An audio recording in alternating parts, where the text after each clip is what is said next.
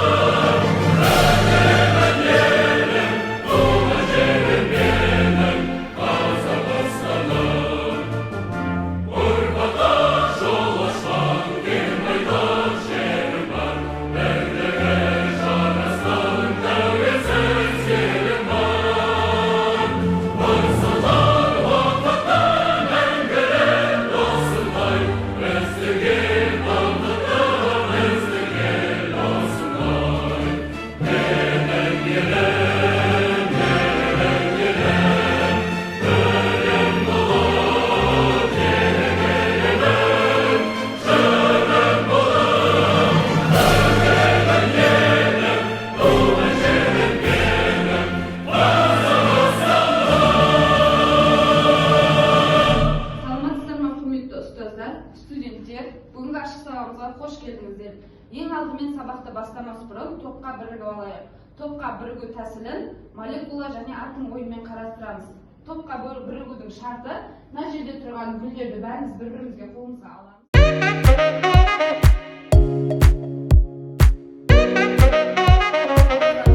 Гүл алдық. Енді молекула атом ойыны бойынша молекула араласамыз. Мен қазір белгілі бір санды айтамын. Сол кезде құшақтастырып қаламыз. Араласамыз, барлығымыз араласамыз. Үшеу.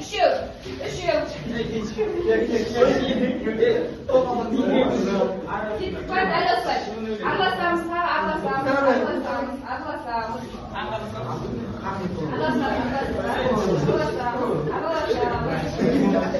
Араласамыз. Бесеу.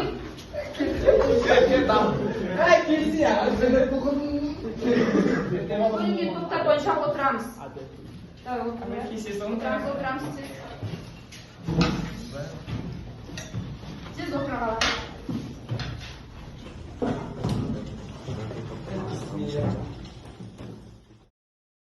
Келесі екінші топқа сұрақтар. Изопроцесстерді атаңыздар. Кім айтады екінші топ? Кім айтады изопроцестерді атаңыздар? Изотермиялық, изобориялық, изохориялық. Дұрыс маңыз, отыра ғой. Болды. Келесі үшінші топқа сұрақтар. Идеал газ күйінің түйіндеуі. Кім айтады? Сарбай, тұра қойыңыз. Идеал газ күйінің түйіндеуі. У, тен, нью, эрта. Дұрыс. У, тен, нью, эрта. Бұл идеал газ күйінің түйіндеуі. 19 ғасырдың ортасында Джоул жылу энергияның барлық түрлерінің арасындағы байланыс пен жылу мен механикалық энергияның арасындағы сандық қатынасты тағайындауға тырысқан. Яғни 19 ғасырда Джоул энергияның сақталу заң формуласын қорытып шығарған.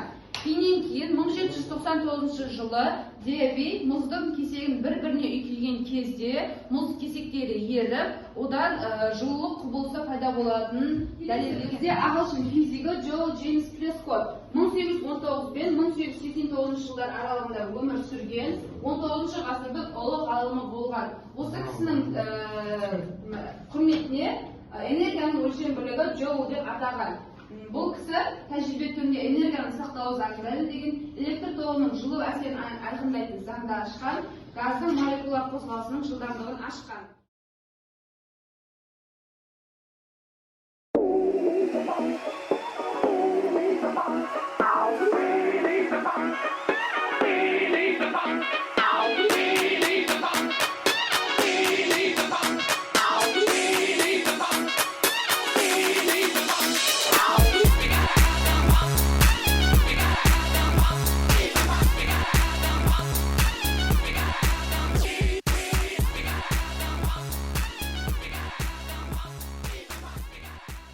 Студенттер, сіздерге сабақты бекіту кезеңіне 3 топқа 3 есеп беріледі. Бүгінгі тақырып бойынша 2 минут уақыт беріледі. Есепті жазып, түсіндіріп жылу мөлшері жұмыс берілгені ішкі энергияны табу керек. Қандай формула болса? Термодинамиканың бірінші заңын қолданып шығады. Келесі кезекте бізде жаңбыр тамшылары әдісі. Бұл әдістің шарты жаңбыр тамшылары, тамшымыз біздің жерге төгіліп, жердегі сұрақтарға жауап береміз. Әр жауап берген сұраққа бір конфет.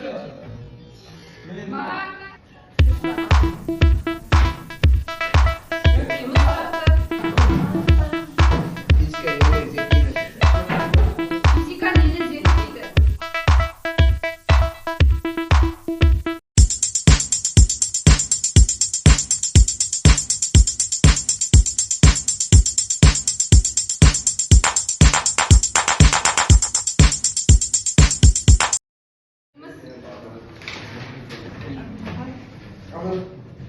Темір қазық жұлдызын басқаша қалай атайды? Темір қазық жұлдызын басқаша қалай атайды? Жеті қарақшы. Дұрыс. Жеті қарақшы. Болды. Бүгінгі сабағымыз аяқталуға сәл қалды. Үйге тапсырма жазып аласыз. Үйге тапсырма 3 тапсырма беріледі. Бірінші, Румфорд пен Джоул туралы толығырақ ізденіп мәлімет жинап келу. Екінші, 3 есеп беріледі. 3 қатарға 3 есеп. Содан кейін жаңа сабақ бойынша конспект жазып. Бүгінгі конспектіні толықтырамыз. Үйге тапсырма түсінікті ме? Сіздерге кері байланыс әдісі ретінде әлеуметтік желі әдісін қолданамыз. Яғни әлеуметтік желі әдісі бойынша мен сіздерге қазір жүрекшелер таратып беремін. Сол жүрекшелерге бүгінгі сабақтан алған әсерлеріңізді жазыңыздар. Алған әсерлерімізді